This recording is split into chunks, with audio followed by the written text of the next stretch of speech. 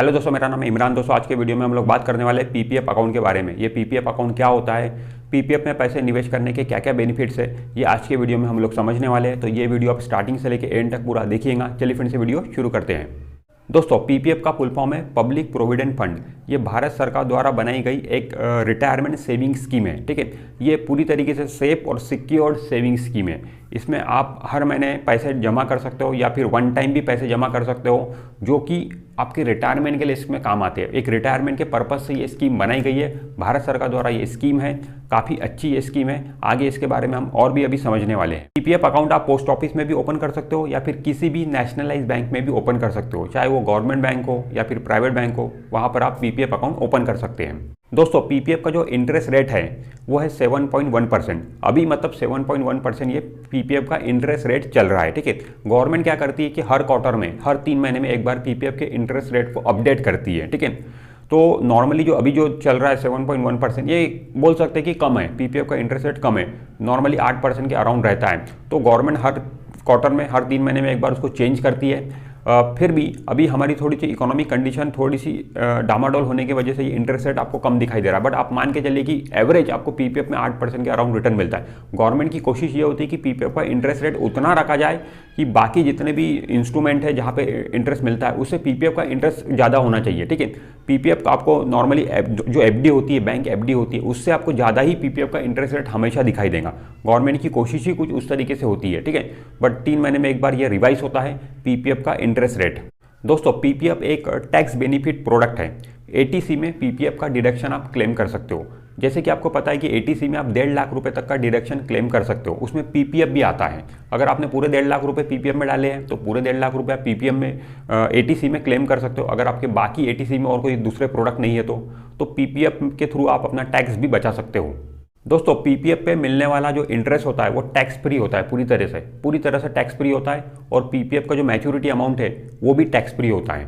PPF में जो आप पैसे हर महीने डालोगे या फिर एक साथ डालोगे तो उसको तो आप एटीसी में क्लेम कर सकते हो, उसमें भी आपको टैक्स बेनिफिट ले रहे हो। ठीक है, और जो इंटरेस्ट मिलेगा वो भी टैक्स फ्री है, और जो मैच्योरिटी अमाउंट पे आपको एक साथ अमाउंट मिलेगा वो भी टैक्स फ्री है। तो इस तरीके से टैक्स काफ़ी बचता है पीपीएफ वाले इन्वेस्टमेंट पे।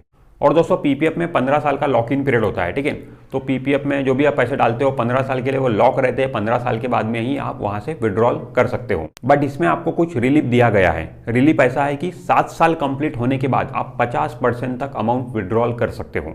7 साल कंप्लीट होने के बाद, 7 साल के पहले आप कुछ भी विड्रॉल नहीं कर सकते हो।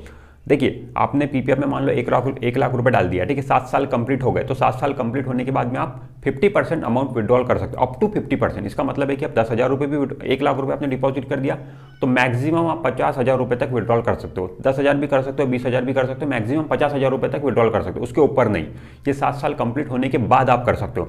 बट 7 साल के पहले ही अगर आपको पैसे विड्रॉल करना है तो वैसा आप नहीं कर सकते हो। 7 साल के पहले पैसे आप विड्रॉल नहीं कर सकते हो। बट एक बेनिफिट आपको मिलता है कि अगर आपको पैसे की ज़रूरत है, जो भी पीपीएफ में आपका पैसा जमा है उस पर आप लोन ले सकते हो। उसके लिए एलिजिबिलिटी क्या है, उसके लिए यह है कि 3 साल कंप्लीट होने चाहिए आपके इन्वेस्टमेंट को। अगर मान लो 3 साल कंप्लीट हो गए तो तीसरे साल से लेकर तो 6वें साल तक आप लोन ले सकते हो। ठीक है, तीसरे साल से लेकर तो 6वें साल तक आप लोन ले सकते हो। पीपीएफ में जो भी आपका पैसा जमा है उस पर आपको लोन मिल जाएगा। ठीक है, अच्छा, लोन आपको क्या इंटरेस्ट रेट पे मिलेगा?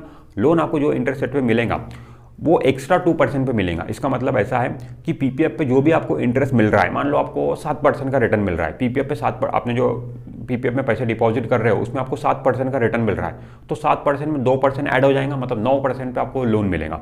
जो भी पीपीएफ पे उस समय आपको इंटरेस्ट मिल रहा होगा उसमें 2% ऐड हो जाएगा और उस इंटरेस्ट रेट पे आपको लोन मिलेगा। तो इस तरीके से पीपीएफ में तीसरे साल के बाद में आप लोन ले सकते हो। बट आपको विड्रॉल करना है तो 7वें साल के बाद में 50% तक विड्रॉल कर सकते हो। वैसे पीपीएफ का लॉक इन पीरियड 15 साल का है। दोस्तों, पीपीएफ अकाउंट में आप मिनिमम 500 रुपये डाल सकते हो एक फाइनेंशियल ईयर में। मतलब 1 अप्रैल से लेकर 31 मार्च तक का फाइनेंशियल ईयर होता है, उसमें मिनिमम आपको 500 रुपये डालना जरूरी है पीपीएफ अकाउंट में। ठीक है, हर साल ये जरूरी है, वरना आपका अकाउंट इनएक्टिव हो जाता है। ठीक है, और मैक्सिमम कितना डाल सकते हो आप? मैक्सिमम आप 1.5 लाख रुपये डाल सकते हो पीपीएफ अकाउंट में एक साल में। हालांकि आप 1.5 लाख रुपये से ज़्यादा भी डाल सकते हो। ठीक है, आप 1.5 लाख रुपए से ज़्यादा भी डाल सकते हो, बट 1.5 लाख रुपए के ऊपर जितना भी आप अमाउंट डालोगे उस पर आपको बैज नहीं मिलेगा, मतलब उस पर आपको इंटरेस्ट नहीं मिलेगा। तो फिर डालकर कोई मतलब नहीं है। डालने के लिए आप डाल सकते हो, आप पीपीएफ अकाउंट में साल का 3 लाख रुपए भी डाल सकते हो, बट आपको बैज सिर्फ 1.5 लाख रुपए की अमाउंट पर ही मिलेगा। ठीक है। तो फिर अननेसेसरी डालकर कोई मतलब नहीं है, 1.5 लाख तक ही हमें, तो आप यही मानकर चलिए कि मैक्सिमम लिमिट जो है पीपीएफ में पैसे डालने की वो 1.5 लाख रुपए है। और दोस्तों जैसे कि मैंने आपको बताया कि एक फाइनेंशियल ईयर में अगर आप 500 रुपए भी अगर नहीं डालोगे पीपीएफ अकाउंट में तो आपका अकाउंट इनएक्टिव हो जाता है, ठीक है। मान लो 3 साल हो गए, आपने 3 साल में पैसे ही नहीं डाले पीपीएफ अकाउंट में, ठीक है, 3 साल में आपने पैसे नहीं डाले तो आपका अकाउंट तो इनएक्टिव हो गया। तो ये इनएक्टिव अकाउंट हो जाता है, उसको आप वापस से एक्टिव कर सकते हैं। उसको एक्टिव करने के लिए क्या है कि आपको थोड़ी सी पेनल्टी चुकानी पड़ती है जो कि मामूली सी होती है, और अरियर्स जो होता है वो अरियर्स भी आपको चुकाना पड़ता है। मान लो आपने 3 साल से पीपीएफ अकाउंट में एक भी रुपया नहीं डाला, ठीक है, तो पहले तो जो अरियर्स है मिनिमम 500 रुपये हर साल डालना पड़ता है, तो 3 साल से नहीं डाला तो 1500 रुपये आपको वो देना पड़ेगा, ठीक है, मतलब वो डिपॉजिट होंगे आपके अकाउंट में, ठीक है, और प्लस हर साल के 50 रुपये की फीस रहेंगी, तो 50 तो मतलब 1500 रुपये और प्लस 150 रुपये 1650 रुपये आपको देना पड़ेगा, तो आपका अकाउंट इनएक्टिव हो जाएगा। तो इस तरीके से आप अपने अकाउंट को आपका अकाउंट एक्टिव हो जाएगा, ठीक है। तो इस तरीके से आप अपने अकाउंट को एक्टिव कर सकते हो। अगर आपने कोई साल अगर पैसे नहीं भी डाले, 500 रुपये भी नहीं डाले या भूल गए जो भी है, तो आप अपने अकाउंट को एक्टिव कर सकते हैं। अच्छा, एक सजेशन मैं आपको देना चाहूँगा दोस्तों कि पीपीएफ अकाउंट में जब भी आप पैसे डालो, अगर मान लो आप हर महीने पैसे डाल रहे हो, ठीक है, आपने ईसीएस लगा दिया, तो आपकी कोशिश ये होनी चाहिए कि 1 तारीख से लेकर तो 5 तारीख के बीच आपके पैसे पीपीएफ अकाउंट में चले जाने चाहिए। 1 से 5 के बीच, मतलब 5 के बाद नहीं जाना चाहिए, ठीक है। मैं ऐसा क्यों बोल रहा हूँ, क्योंकि अगर आप 1 से 5 के बीच में अगर पीपीएफ अकाउंट में पैसे डालोगे तो आपको उस पर्टिकुलर मंथ का भी ब्याज मिलेगा। अगर मान लो आप पीपीएफ अकाउंट में 6 तारीख को पैसे डाल रहे हो, 7 तारीख को डाल रहे हो हर महीने, ठीक है, तो आपको उस पर्टिकुलर मंथ का ब्याज नहीं मिलेगा, आपको नेक्स्ट मंथ से ब्याज मिलना चालू होगा। तो उस 1 महीने का भी ब्याज आपको जाने नहीं देना है। तो उसके लिए आपको क्या करना है कि आप 1 तारीख को पैसे डाल दो, 2 तारीख को डाल दो, 3 तारीख, 4 तारीख, 5 तारीख, 6 तारीख को नहीं जाने चाहिए आपके पैसे। तो 1 से 5 के बीच में आप पैसे डाल दोगे तो उस महीने का भी ब्याज आपको मिलेगा, ठीक है। हालांकि शॉर्ट टर्म में इसमें कुछ खास फर्क नहीं पड़ता है, बट आप लॉन्ग टर्म में देखोगे तो ये मायने रखता है। हर एक महीने का ब्याज मायने रखता है। जब आप लॉन्ग टर्म में देखोगे तो रिटर्न पे थोड़ा सा आपका फर्क पड़ेगा। तो आपकी कोशिश ये होनी चाहिए कि 1 से 5 तारीख के बीच आप हर महीने पीपीएफ में पैसे डालो, तो आपको उस पर्टिकुलर मंथ का भी ब्याज मिलेगा और आगे तो मिलेगा ही मिलेगा। दोस्तों पीपीएफ में पैसे आप ऑनलाइन भी डिपॉजिट कर सकते हो। आपका ऐप रहेगा, ऐप में अगर आप सेट कर दोगे कि इस पर्टिकुलर डेट पे मेरे पैसे हर महीने जाना चाहिए पीपीएफ अकाउंट में, इतना पैसा जाना चाहिए, तो वो हर महीने ऑटोमेटिक वहाँ से चला जाएगा पैसा। ईसीएस लगा हुआ होता है, तो ऑनलाइन आप आराम से पीपीएफ अकाउंट में पैसे डाल सकते हो। अब दोस्तों how to open PPF account, अब पीपीएफ अकाउंट कैसे खोल सकते हो, तो इसके लिए सिंपल है, आप ऑनलाइन नेट से पीपीएफ का फॉर्म डाउनलोड करिए, उसको फिल करिए, साइन करिए और पोस्ट ऑफिस में आप ले जाके दोगे तो भी आपका पीपीएफ अकाउंट ओपन हो जाएगा, ठीक है। या फिर आप डायरेक्टली पोस्ट ऑफिस में चले जाइए, वहाँ पे आपको फॉर्म मिल जाएगा, वो फिल करके साइन करके आप दोगे तो भी आपका पीपीएफ अकाउंट खुल जाएगा। उसके साथ में आपको रिक्वायर्ड डॉक्यूमेंट देने पड़ते हैं, जैसे कि ID proof, address proof, photo, KYC, ये सब आपको करना पड़ेगा। और साथ ही साथ आपको मिनिमम 500 रुपये भी आपको देने पड़ेंगे, जो कि 1 साल का मिनिमम देना पड़ता है, 500 रुपये, जो कि आपके अकाउंट में ही डिपॉजिट होंगे।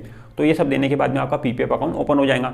उसके बाद में आपको एक पासबुक मिलता है, जिस तरीके से हम बैंक अकाउंट ओपन करते हैं तो हमको पासबुक मिलता है, तो उस पीपीएफ अकाउंट वालों को भी पासबुक मिलता है, ठीक है। तो इस तरीके से आपका पीपीएफ अकाउंट आप ओपन कर सकते हो। आप ऑनलाइन भी पीपीएफ अकाउंट ओपन कर सकते हो दोस्तों। अगर मान लो आपका बैंक अकाउंट है, नेट बैंकिंग वगैरह आप यूज़ करते हो, तो बैंक की वेबसाइट पर अगर आप जाओगे, वहाँ पर लॉगिन करोगे अपना अकाउंट, आप लॉगिन आईडी पासवर्ड डाल के, तो वहाँ पर भी आपको ऑप्शन मिलेगा जहाँ से आप अपना पीपीएफ अकाउंट ओपन कर सकते हो। ऑनलाइन पीपीएफ अकाउंट आप ओपन कर सकते हो घर बैठे, ये भी पॉसिबल है। और दोस्तों उसमें आप ऑनलाइन भी पैसे डिपॉजिट कर सकते हो। जो आप ऑनलाइन अकाउंट ओपन करोगे बैंक की वेबसाइट पे जाके, ऑनलाइन भी पैसे आप वहीं से डिपॉजिट कर सकते हो, ईसीएस लगा सकते हो, ये सारी फैसिलिटी अवेलेबल है। अच्छा, पीपीएफ अकाउंट ओपन करने के लिए आपकी जो एज है वो 18+ होनी चाहिए, मतलब आप मेजर होने चाहिए, तभी आप पीपीएफ अकाउंट ओपन कर सकते हो। हालांकि माइनर का भी पीपीएफ अकाउंट ओपन होता है। माइनर के केस में क्या होता है कि नाम तो माइनर का रहेगा, अकाउंट तो माइनर के नाम पे रहेगा PPF account, but control guardian का रहेगा। तो गार्जियन के बिहाफ में आप माइनर का अकाउंट भी ओपन कर सकते हो। जब तक वो माइनर है तब तक उस पर पूरा कंट्रोल गार्जियन का रहेगा, ठीक है। गार्जियन ही उसे कंट्रोल करेगा, ठीक है, सारी चीज़ें गार्जियन करेगा, बस नाम माइनर का रहेगा। तो इस तरीके से भी होता है। और दोस्तों एक बंदे का एक ही पीपीएफ अकाउंट हो सकता है, 2 पीपीएफ अकाउंट एक बंदा नहीं रख सकता है, ठीक है, ये पॉसिबल ही नहीं है, ठीक है। आपका मान लो एक बैंक में पीपीएफ अकाउंट है, तो आप सोच रहे हो कि मैं दूसरे बैंक में जाके दूसरा पीपीएफ अकाउंट खोल लेता हूँ, तो ये पॉसिबल नहीं, ऐसा नहीं होगा। वो पैन कार्ड से ट्रैक होता है, ठीक है। आप दूसरा पीपीएफ अकाउंट ओपन करने जाओगे तो वो रिजेक्ट कर देगा, ठीक है, आप ओपन ही नहीं कर पाओगे, ठीक है। तो उस लफड़े में आप ना पड़े, एक ही पीपीएफ अकाउंट एक ही बंदा खोल सकता है। हालांकि आप अपने पीपीएफ अकाउंट को ट्रांसफर जरूर कर सकते हो। एक मान लो आपका PPF account Punjab national bank में है, तो इसको आप बैंक ऑफ इंडिया में ट्रांसफर कर सकते हो, इस बैंक से उस बैंक में ट्रांसफर हो जाएगा, ये जरूर आप कर सकते हो। अपने पीपीएफ अकाउंट को ट्रांसफर कर सकते हो आप एक जगह से दूसरे जगह पे, बट एक बंदे का एक ही पीपीएफ अकाउंट हो सकता है, 2 पीपीएफ अकाउंट एक बंदे के नहीं हो सकते हैं। दोस्तों पीपीएफ अकाउंट का सबसे बड़ा बेनिफिट यह है कि पीपीएफ अकाउंट को अटैच नहीं किया जा सकता है। इसका मतलब क्या है?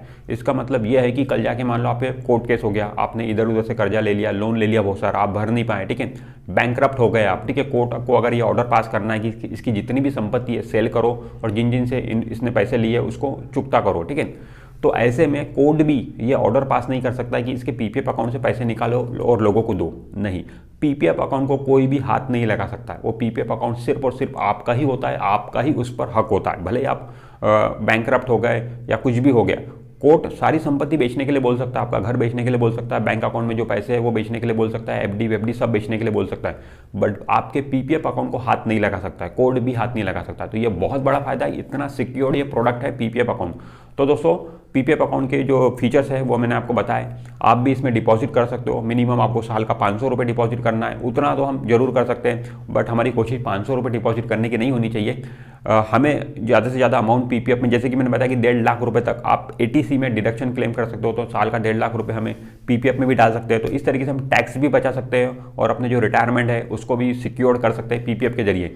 तो दोस्तों मुझे उम्मीद है कि ये वीडियो आपको अच्छा लगा होगा। अगर ये वीडियो आपको अच्छा लगा है तो वीडियो को लाइक जरूर कर दीजिए और आपने अभी तक हमारे चैनल को सब्सक्राइब नहीं किया तो चैनल को सब्सक्राइब करके बेल आइकॉन जरूर प्रेस कर दीजिए। मैं मिलता हूं आपसे नेक्स्ट वीडियो में, तब तक के लिए बाय बाय।